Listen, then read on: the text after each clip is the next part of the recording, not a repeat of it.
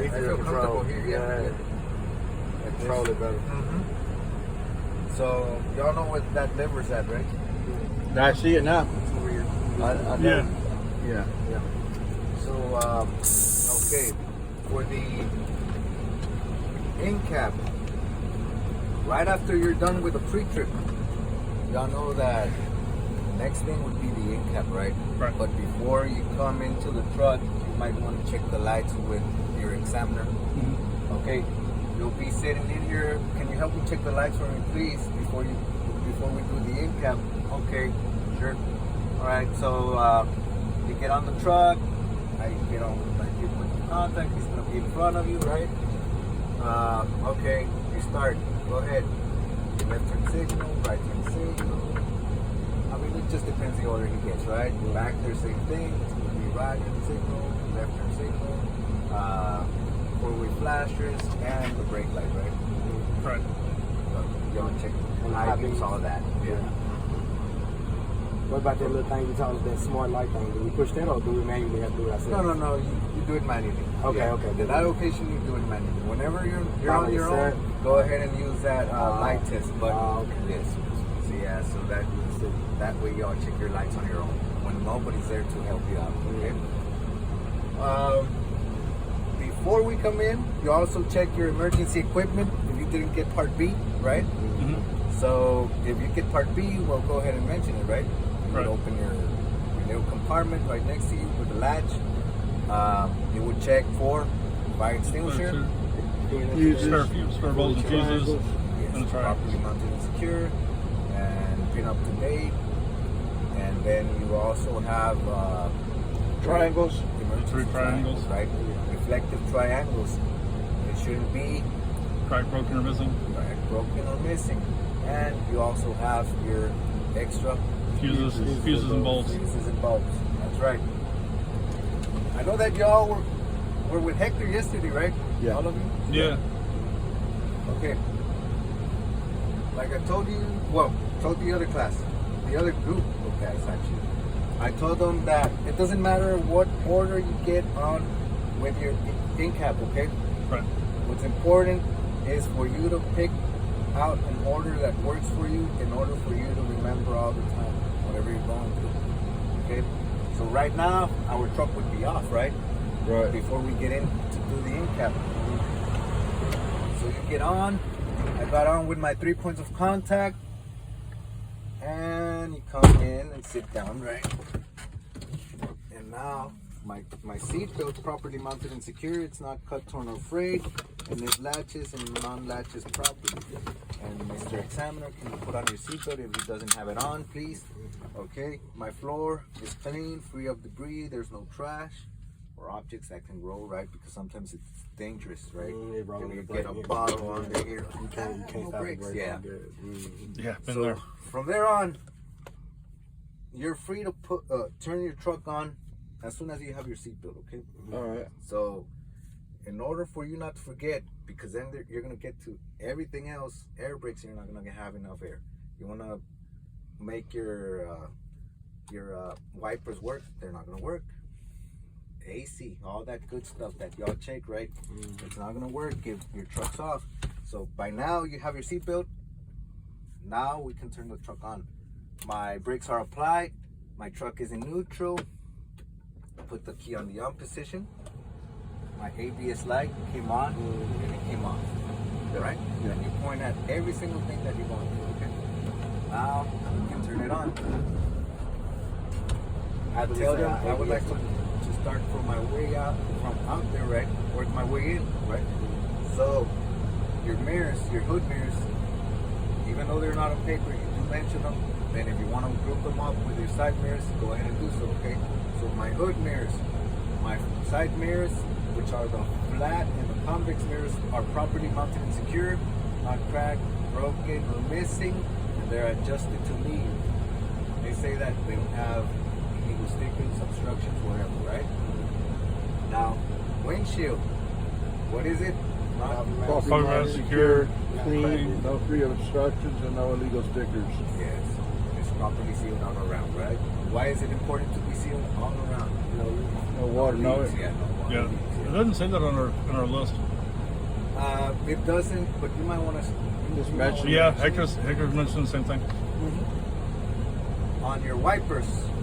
You have your wipers, your wiper arms, and your blades, right? Right. Not broken.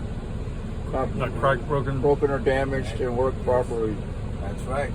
They operate smoothly, right? Yes. Yep. And my washer fluid. It's also working properly, right? Yeah. Right. From there on, I'm done with everything out there, right?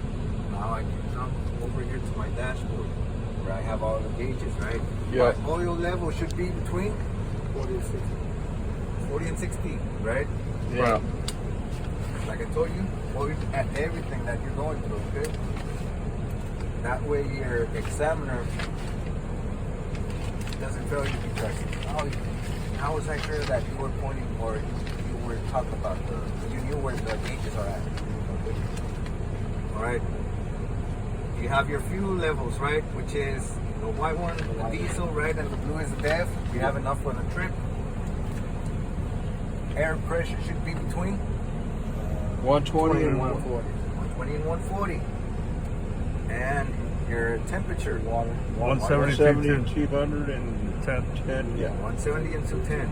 That's right. And over here, go to the little house, and you have your voltmeter, 12 12 and and 14.5 or 3. 14.5. 12, That's right. 14 and a half.